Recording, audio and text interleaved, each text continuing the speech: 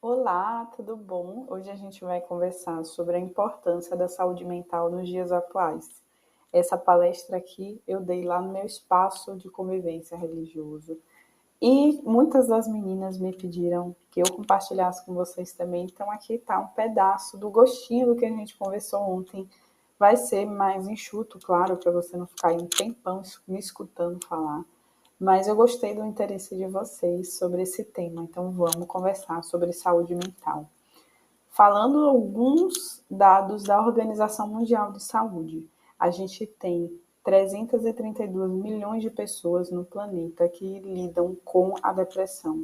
E se a gente for olhar para a ansiedade, ela é o transtorno mental mais comum, porque em 2021 tinham 359 milhões de pessoas com transtornos de ansiedade, fora os que não estão transtornados. É importante a gente considerar isso também, né? Se a gente vai falar de suicídio, meninas, 720 mil pessoas por ano, pelo menos, tiram a própria vida. E esses números aqui mostram como que a gente precisa normalizar falar sobre saúde mental. Saúde mental é coisa séria e é coisa que a gente tem que olhar todos os dias como nós estamos, né? Se você estiver lidando com pensamentos de morte, ideação suicida, saiba que existe o Centro de Valorização da Vida, o CVV. Você pode pegar qualquer telefone e discar 188 e vai ter um profissional treinado para conversar com você. São pessoas voluntárias que estão ali, ou profissionais, como eu disse, que estão 24 horas por dia disponíveis para acolhimento emocional, tá? Isso aqui é interessantíssimo da gente pontuar, porque nem todo mundo sabe que isso aqui está disponível, essa ajuda, né? Aqui é o Divertidamente. Vocês viram esse filme? Eu adoro esse filme, gente. Os Divertidamente, eles falam sobre as emoções, né? Então a gente precisa normalizar as emoções, porque a saúde mental ela só tem a ganhar com isso. E vamos falar um pouquinho sobre de onde é que vem essa saúde mental que piorou muito, né? Falando da origem da nossa espécie, a gente tem que voltar lá atrás para entender o motivo da gente sofrer tanto. Existiam muitos tipos de seres humanos no planeta Terra, mais de 20 diferentes espécies de humanos, tá? Nós somos Homo sapiens, eu não sei se vocês veem o meu mouse, mas se vocês verem, é esse último aqui do canto direito, de baixo. Nós somos a única espécie que sobreviveu, que evolutivamente se manteve mais adaptada e seguiu em frente. E por que, que a gente se manteve tão adaptado, né? E deixou todas as outras espécies para os livros de história? É porque a gente conseguiu desenvolver uma ferramenta muito poderosa, que aumentou a nossa capacidade de nos manter vivos e reproduzir. Que não é essa pedra aqui que ele está lascando, não, tá? Essa habilidade, ferramenta, é a linguagem. A linguagem tem uma capacidade que nenhuma outra espécie conseguiu desenvolver, que é a gente perpetuar conhecimento, a gente passar para frente instruções, resolver problemas e a gente conseguiu desenvolver esse crânio tão avantajado em relação ao nosso corpo, esse cérebro que é muito volumoso e que tem uma capacidade de resolver problemas, né, de encontrar soluções e de a partir daí a gente conseguir desenvolver formas mais efetivas de fazer as coisas que a gente poderia demorar mais tempo ou gastar mais energia, né? Então, essa aqui, imagem, é um registro da escrita cuneiforme, é o registro mais antigo que existe na humanidade da linguagem registrada, porque existe a linguagem falada, que desenvolve primeiro, e depois a linguagem escrita, né? E eu quero trazer para vocês aqui a teoria das molduras relacionais. Ela é uma teoria que explica como que a gente adquire linguagem e como que a gente constrói conhecimento a partir dessa linguagem, tá? Eu quero que vocês imaginem aqui que a gente está na savana africana, que nem o homem lá da Idade da Pedra, tá? E a gente está vendo aqui uma cobra. Esse animal, eu preciso avisar para os meus companheiros de caçada que tem esse animal ali. Então, a gente desenvolve a linguagem oral e fala cobra, isso quer dizer a mesma coisa desse animal. Então a gente cria uma relação de equivalência, o som e o bicho, o estímulo visual. Vamos dizer que agora a gente já está muitos anos na frente e a gente desenvolveu já a escrita aqui na nossa tribo. Então a gente junta COBRA, desenvolvemos letras e que viram juntas viram palavras, e isso aqui equivale a esse mesmo animal. Com isso aqui, qual é a nossa grande vantagem evolutiva como seres humanos e Homo sapiens, né? Se eu ensinar a vocês que esse animal equivale ao som e que esse animal equivale às letras registradas, você automaticamente preenche o restante da informação de que o som equivale às letras. Isso quer dizer que eu não preciso treinar cada uma das relações possíveis, você, por equivalência, vai aprender e deduzir sozinho ou sozinha. E qual é o grande tchan disso daqui? A gente não está falando só do nome do animal, né? A gente vai falar que existem outras informações que a gente quer agregar. A gente quer falar que é venenoso, a gente quer falar que é perigoso, que ela mora na floresta e na floresta tem rio, e que onde tem rio, então eu passo a ter medo, porque eu vou ter medo de aparecer uma cobra, por quê? Porque ela é perigosa. E aí você precisa manter uma distância e eu não preciso ensinar cada uma dessas relações para vocês entenderem que ao ver uma cobra, ela vai ser perigosa, e para vocês entenderem que ao ver um rio, lá pode ter cobra, então você precisa manter distância. E a partir disso aqui, a gente cria uma infinidade de conexões. Isso aqui é uma rede neural, tá? A gente cria conexões muito longas que viram um mapa muito complexo. Aqui de baixo é um pedaço da literatura que mostra na prática, né? E não na ideia, como é que a gente consegue desenvolver isso aqui. E sim, psicologia, a gente tem que aprender aí umas fórmulas também, que não são de números, de matemática, mas são difíceis pra caramba. Ninguém me avisou isso quando eu entrei na faculdade, não. Descobri sozinha. E aí, vamos falar um pouquinho, então, sobre um grande dilema que surgiu quando o homem desenvolveu a linguagem, começou a passar conhecimento, e agora eu não preciso mais ir lá ver a cobra, ser picado pela cobra, morrer, para alguém saber que a cobra é perigosa. Alguém me avisa, não vá lá pelo rio não, lá tem cobra. Eu ganhei o quê? Tempo, porque eu ia fazer coisas muito complexas para resolver problemas pequenos. Agora eu posso fazer poucas coisas e resolver problemas complexos. Mas isso gera um outro problema, a gente ganhou muito tempo. Antes eu ia gastar tanto tempo para caçar, coletar, me vestir e cuidar da minha cria, e agora eu não tenho mais que gastar tanto tempo para isso.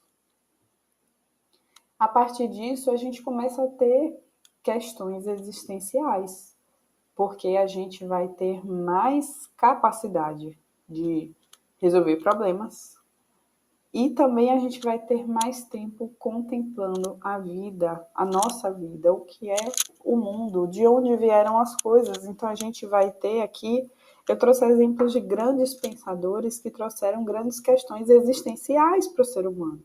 E aí a gente começa a se questionar qual é o verdadeiro sentido da vida.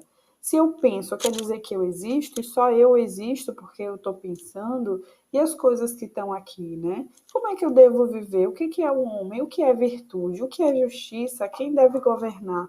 Então a gente tem que entender, a gente começa a querer dar sentido à nossa vida.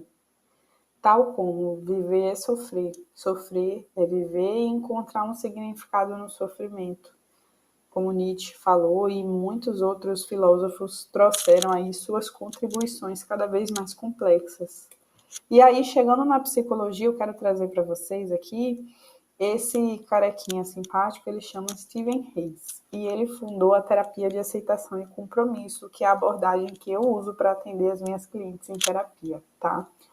E ele desenvolve essa abordagem da psicologia que ela se baseia no seguinte pressuposto: a linguagem resolve muitos problemas, mas o grande problema da linguagem é que ela se voltou contra nós. Então, se meu cabeção serve para eu resolver muitos problemas olhando para fora, agora esse cabeção está se voltando contra mim, porque eu estou olhando para mim como um problema.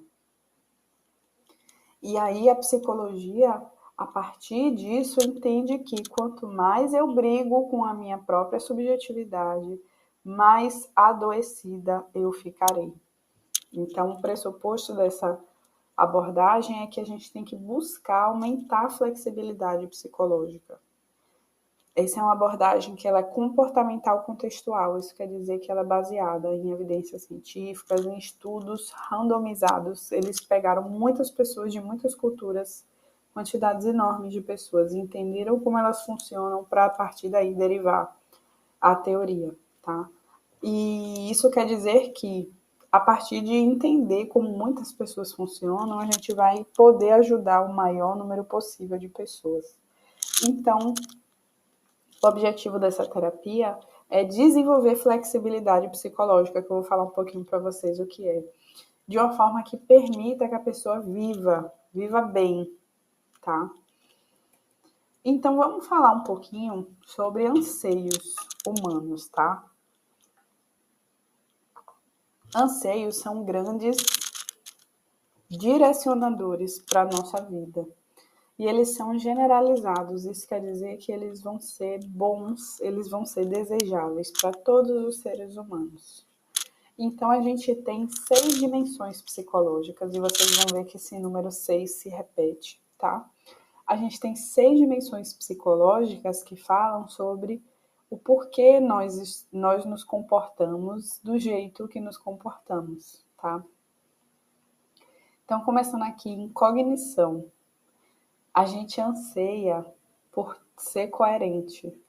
Eu quero dizer que eu gosto de rosa e não gosto de azul, e eu quero manter isso durante muito tempo, até o momento que eu percebo, mas espera aí, eu gosto mais de azul do que de rosa. Não, mas eu falei a vida inteira que eu gosto de rosa e não de azul. A gente sofre quando a gente não consegue ser coerente. Vamos falar de afeto. A gente busca muito sentir. Eu quero me sentir feliz, alegre, eu quero me sentir amada, eu quero me sentir inteligente, eu quero me sentir desejada, eu quero sentir prazer. A gente busca e paga muito caro para sentir todo tipo de emoções. Eu posso sentir medo indo num parque de diversões, por exemplo. Então a gente deseja sentir. O afeto faz muito parte da nossa vida. Quando a gente não sente nada e vive num embotamento de emoções, eu estou ali meio dormente. Isso causa uma sensação de estranhamento, de desconexão para a gente, né? Vamos falar sobre a atenção. A gente busca a orientação. A gente quer saber aonde a gente está indo, por que a gente está indo para lá, em que direção eu caminho. Eu estou indo para frente, e aonde é que eu vou? Quando é que eu chego lá, né? E a gente também deseja motivação. Motivação é uma palavra que está muito na moda, né? Principalmente aí na parte organizacional da psicologia. Todo mundo quer se sentir motivado. Como é que a gente orienta isso? A gente tem que encontrar significado. Se a gente não tem significado para a nossa vida, é uma vida vazia. É uma vida que a gente não entende porque a gente tem que acordar todos os dias e trabalhar, porque que a gente paga os impostos e depois você faz tudo isso para se aposentar e depois de 2 anos você infartou, acabou a vida, não teve significado, né? Então a gente busca significado.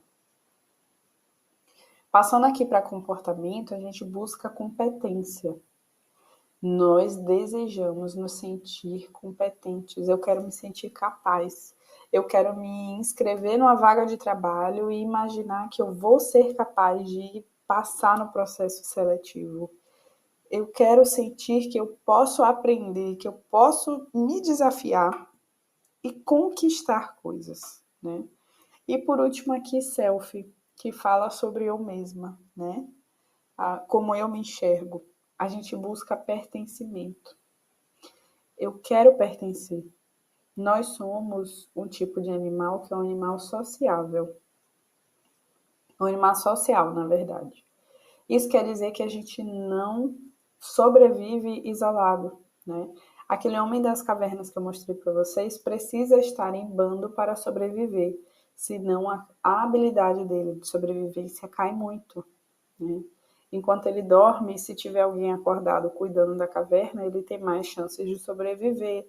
Enquanto ele vai caçar, se tiver alguém cuidando da cria dele, ele tem mais chances de passar o DNA dele para frente. Então, evolutivamente, tem um valor imensurável esse pertencimento. A gente não quer se sentir excluído, esquecido. A gente quer estar dentro dos grupos sociais e se sentir parte. Então, esses aqui são os anseios humanos que a gente precisa manter em vista quando a gente vai entender saúde mental, porque todo mundo busca isso aqui. E aí eu quero trazer para vocês quando a gente busca isso aqui e encontra um caminho errado para chegar lá. Aí a gente passa por processos de inflexibilidade psicológica, tá? Qual é o grande tchan aqui que eu quero que vocês entendam? Eles estão predizendo o adoecimento mental e emocional, porque esses processos de inflexibilidade, os estudos randomizados, lembra que são os estudos que chamaram muitos participantes? Eles já mostraram que quando as pessoas têm um ou mais processos de inflexibilidade muito rígidos, faz com que a pessoa adoeça emocionalmente. E não é isso que a gente quer, é justamente o intuito da nossa conversa aqui, desenvolver o contrário da rigidez, que é a flexibilidade psicológica, que daqui a pouquinho a gente vai falar sobre ela, tá? Se você ver, tudo se sobrepõe aqui, ó. São 6 lados de um mesmo hexágono, tá? São 6 lados. Então, falando aqui dos processos de inflexibilidade, todos os anseios têm um processo correspondente de inflexibilidade e depois de flexibilidade. Vamos falar um pouquinho de cada um deles, tá? Vamos falar da dimensão da cognição. A gente busca a coerência, lembra disso? Quando a gente quer ser coerente e não consegue, a gente parte para a fusão cognitiva, que não é saudável. A gente se gruda muito fortemente às nossas ideias, aos nossos conceitos, às regras, aos nossos pensamentos, tá? E aí a gente precisa trabalhar o oposto complementar. Eu já vou trazendo para vocês aqui um e outro. Qual é o oposto da rigidez cognitiva? A gente chama ela de desfusão. Falando de uma forma mais simples, é você afrouxar essa ligação entre suas ideias e você. Suas ideias, seus pensamentos são parte de você, não são você por inteiro. Então a gente precisa criar uma distância entre quem sou eu e as minhas ideias. Vamos falar agora aqui do afeto, seguindo um pouquinho mais para cima. Eu desejo sentir, lembra que a gente falou isso? Busco emoções. Quando eu não sei o que lidar com essas emoções, porque doem, eu sinto dor quando eu sinto tristeza, quando eu sinto solidão, quando eu sinto desamparo, frustração, cansaço, eu não sei o que fazer com essas emoções, eu vou para a esquiva experiencial, que é o processo de você fugir delas. Você afasta elas, mas na verdade você está tampando o sol com a peneira, porque você está deixando de sentir e colocando outra coisa no lugar. Quando a gente se esquiva experiencialmente, a gente está tampando essa dor com outro comportamento que vai aliviar naquela hora. Então a gente bebe álcool, a gente fuma, a gente vai para festa a noite toda, a gente come muita comida, a gente compra na internet. O que mais? A gente pode fazer muito sexo, qualquer atividade que vá fazer você se esquivar dessa dor. São os vícios, os excessos. A gente tem que buscar o outro caminho, que é o de aceitação. Eu busco abrir espaço para a dor na minha vida porque ela faz parte da vida. Se é importante para mim me casar, ser uma boa esposa, eu estou suscetível a ter meu coração partido se meu marido vier a falecer ou se meu marido vier a me trair. Por quê? Porque eu vivi a abertura emocional, ela só vem com o risco de você perder aquilo. A gente não tem como cortar a parte ruim da vida e jogar no lixo e só ficar com a parte boa. A dor faz parte da vida enquanto ela me mostra quem eu estou sendo aqui. Então, esse é o processo de aceitação. Não é uma aceitação passiva, é uma aceitação ativa. Eu escolho abrir espaço para isso aqui. Vamos seguir agora para o processo de atenção, né? Atenção, a gente quer o quê? Orientação. Eu quero saber aonde eu vou, né? Com isso, eu crio um problema quando eu não estou fazendo isso de uma forma saudável, porque eu passo a ter uma atenção inflexível. Isso quer dizer que eu estou igual a um burro de carga, eu só enxergo o que está na minha frente. Pode ser que isso aqui apareça quando você é uma pessoa muito autocentrada, você acha que todo mundo vai falar mal de você, ou que todo mundo vai te criticar. Ou pode ser que isso apareça quando você é muito tímida e acha que você vai subir lá na apresentação e vai todo mundo rir de você, e você perde de achar legal a experiência de estar lá apresentando, né? Ou então essa atenção inflexível, ela pode aparecer também quando você só se preocupa com os rancores do passado. Você passa o dia inteiro ali, ó, remoendo na sua mente, né? Ou então você é uma pessoa muito ansiosa, se preocupa com o futuro. Então, com isso aqui, a gente tem que buscar o caminho diferente, que é o caminho do contato com o momento presente. Isso quer dizer que a gente vai buscar estar aqui e não com a atenção em outro lugar. Quer ver uma coisa que a gente vem tendo muita dificuldade, eu vejo as pessoas cada vez mais no trânsito com o celular na mão. Se você está no trânsito, você precisa estar presente 100%, senão você vai bater o carro ou vai atropelar alguém. Então, você precisa ter a sua atenção flexível. Algumas vezes ela vai estar flexível no que está na sua frente, depois no farol que apareceu e está vermelho, você tem que parar. E quando vai passar alguém, você tem que olhar se tem passagem do outro lado para você fazer uma curva. Então, é isso aqui que a gente precisa para viver com saúde, estar no momento presente. Vamos falar um pouquinho sobre motivação. Já estamos perto de acabar. Falando de motivação, eu busco significado na minha vida. E quando eu não sei encontrar esse significado, eu tenho uma ruptura com meus valores. Isso quer dizer que eu não estou agindo de uma forma que faz eu me sentir eu mesma. Parece que eu estou vivendo a vida de outra pessoa. Parece que eu sou uma impostora aqui no que eu estou fazendo. Eu vi outra pessoa dizendo que é muito importante para ela casar e ser mãe. E aí eu fui lá e falei, ai, que lindo esse sonho dessa outra pessoa. Acho que eu quero para mim também, mas quando eu vivo da minha vida, aquilo não é meu. Então eu estou me afastando do que é importante de verdade para mim. E para isso eu preciso, do lado complementar, saber quais são os meus valores. Valores são maneiras de eu viver a vida que são constantes, ou pelo menos muito, muito predominantes na vida da gente, e que indicam que a gente está no caminho da pessoa que eu desejo me tornar. Então, com isso aqui, a gente tem que saber, gente, o que eu estou fazendo com a minha vida?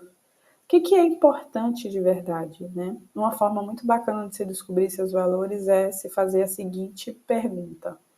Se meus familiares estivessem lá no meu velório, um velório assim, alegre, que eu vivi uma vida completa, morri lá com 150 anos, bem velhinha, minha família toda que me ama estava lá. O que é que minha família iria falar sobre mim que eu iria ficar feliz?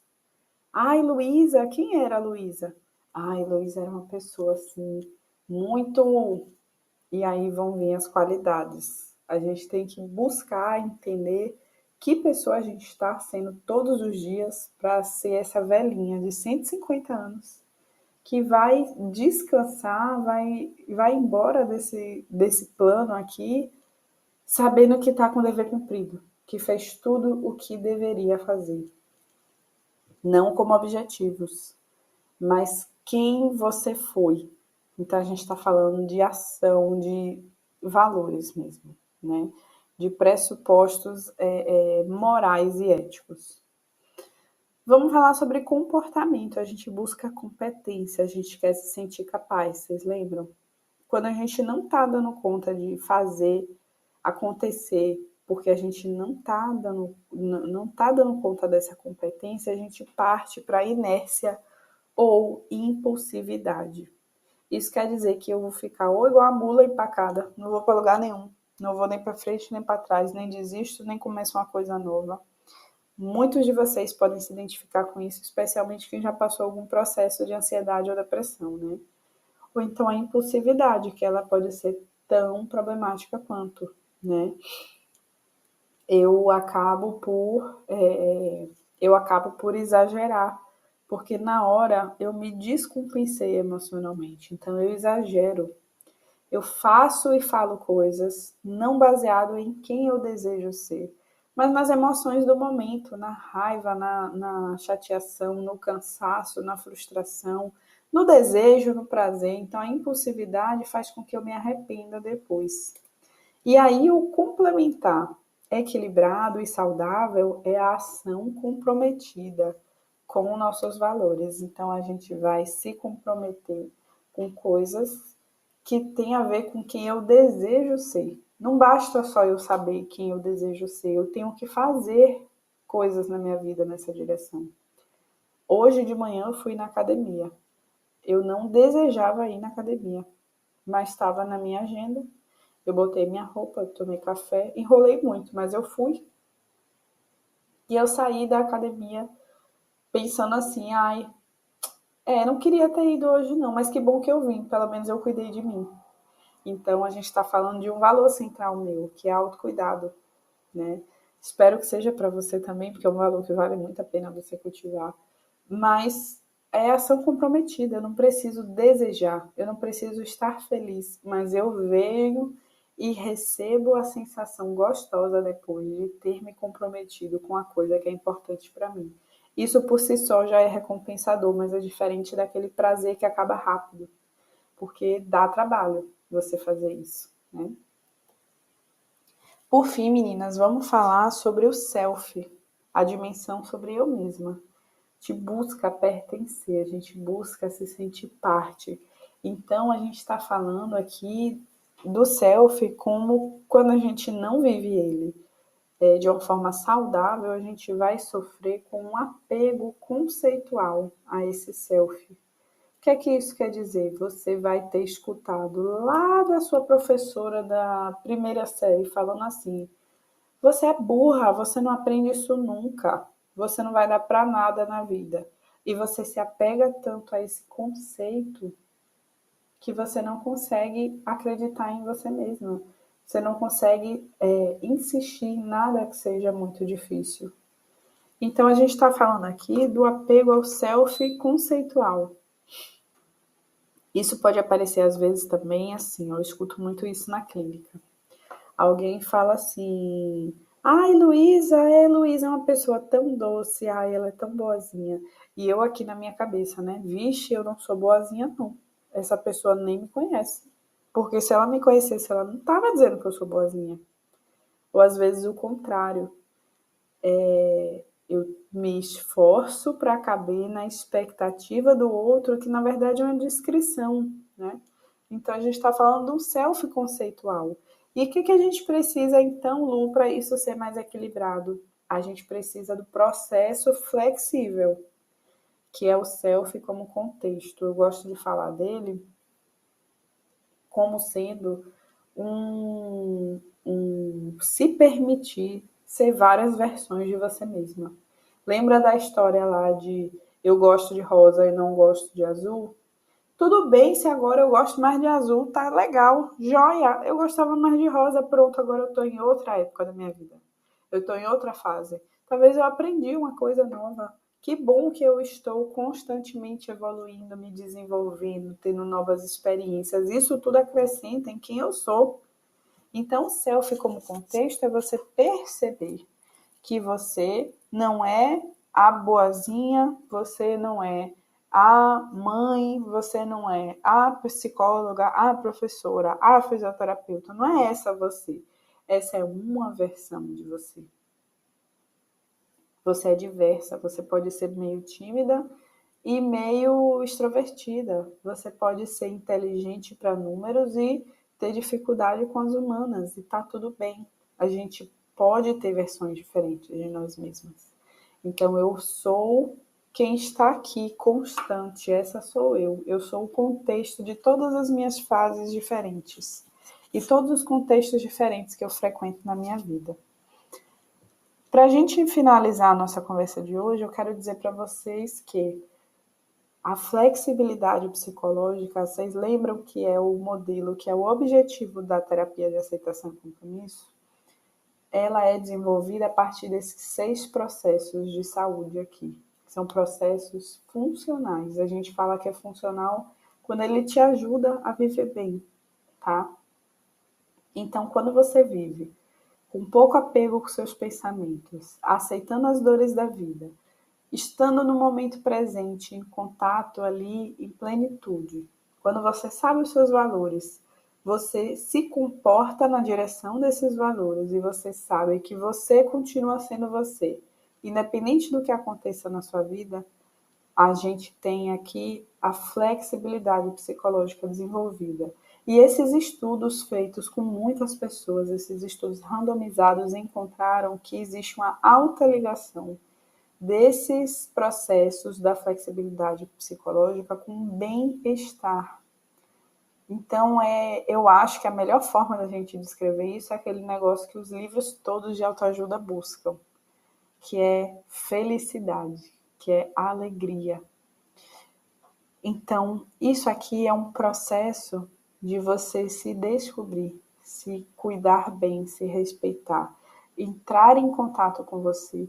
E é isso aqui que é a melhor descrição de saúde mental atualmente. Se você assistiu até agora, muito obrigada por estar aqui. Eu espero que você tenha aprendido alguma coisa. Se você gostou do conteúdo, se inscreve aqui no meu canal para você acompanhar outras aulas, tá? Eu estou dando aulas em lives 3 vezes na semana, lá nas minhas redes sociais, no Instagram, segunda e sexta, 2 da tarde, no TikTok, segunda e sexta, 2 da tarde, e no Instagram, quarta, 6 horas da noite. E com isso aqui eu trago temas diversos de psicologia, de relacionamentos, de autoestima. E isso tudo aqui que eu expliquei para vocês é a base do trabalho que eu faço com as minhas clientes de terapia, tá? Então, eu faço psicoterapia online para mulheres, para homens também, embora a minha comunicação nas redes seja direcionada para mulheres, tá? E eu faço psicoterapia com adultos, então é isso aqui que eu ajudo as minhas clientes a desenvolverem flexibilidade psicológica. Muito bom estar aqui com vocês, espero que vocês aproveitem muito esse conteúdo e um beijo, até a próxima aula.